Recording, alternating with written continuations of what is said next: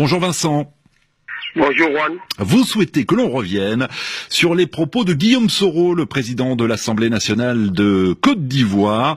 Il a dit souhaiter que Charles Blé Goudé, actuellement jugé par la Cour pénale internationale pour crimes contre l'humanité, retrouve la liberté.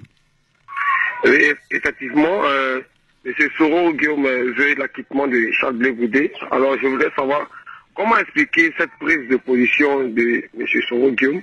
Et qu'en est-il des rapports entre M. Soro et Guillaume? Allez, c'est une bonne question, effectivement. On va y répondre avec Stéphanie Aglietti, qui est l'une de nos correspondantes à Abidjan. Bonjour Stéphanie. Bonjour Juan. Alors, bonjour Vincent. La question de Vincent est pertinente. C'est vrai que cet appel à la libération de Charles Blé Goudé peut surprendre, surtout quand on sait que durant la crise ivoirienne, les deux hommes étaient dans des camps antagonistes. Oui, à l'époque, Guillaume Soro était le chef de la rébellion d'Alassane Ouattara, tandis que Charles Blé Goudé dirigeait les Jeunes Patriotes, un mouvement proche du chef de l'État de l'époque, Laurent Gbagbo. Cependant, il ne faut pas oublier qu'avant de se faire la guerre, les deux hommes étaient autrefois des camarades de lutte au sein de la FESI, la puissante et controversée fédération estudiantine et scolaire de Côte d'Ivoire. Guillaume Soro a dirigé la FESI pendant 3 ans, entre 1995 et 1998, et pendant cette période, Charles Blé Goudé était son numéro 2. Les deux hommes étaient alors très proches. Alors difficile de présumer de leur relation actuelle, mais ce sont des gens de la même génération qui se connaissent très bien. Et cet appel à la libération de Charles Blé Goudé est d'ailleurs intervenu lors d'une réunion d'anciens de la FESI. Au cours de cette réunion, Guillaume Soro a aussi appelé à ce que les exilés reviennent au pays. Ouais. Et finalement, on a comme l'impression, Stéphanie Aglietti, que Guillaume Soro continue à miser sur un discours prônant la réconciliation. Ben oui, c'est son credo depuis plusieurs mois. Et dans ses rares interventions publiques, et surtout sur les réseaux sociaux ou sur son blog, il le répète, il répète un discours très réconciliateur. Dans la même veine, le président de l'Assemblée nationale s'est récemment rendu chez l'ex-première dame, Simone Gbagbo, pour présenter ses condoléances après le décès d'Aboudrahmane Sangaré, l'un des pontes du FPI.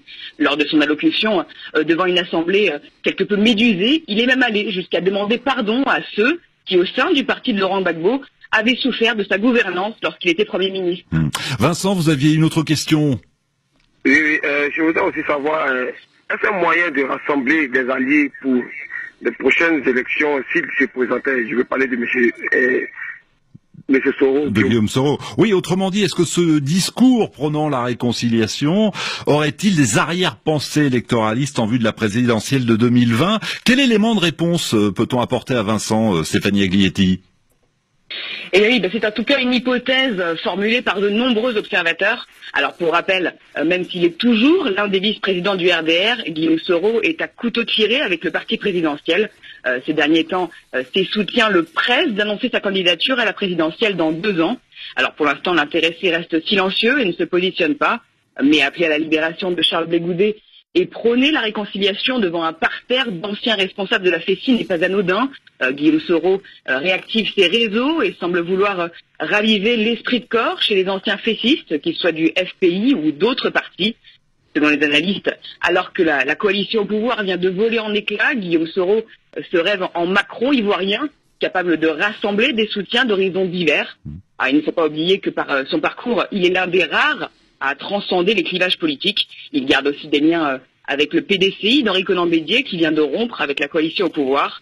Donc, en misant sur la réconciliation, Guillaume Soro semble un peu vouloir faire oublier son passé de rebelle pour se bâtir une image plus lisse. Reste à savoir si cette posture sera payante et surtout crédible.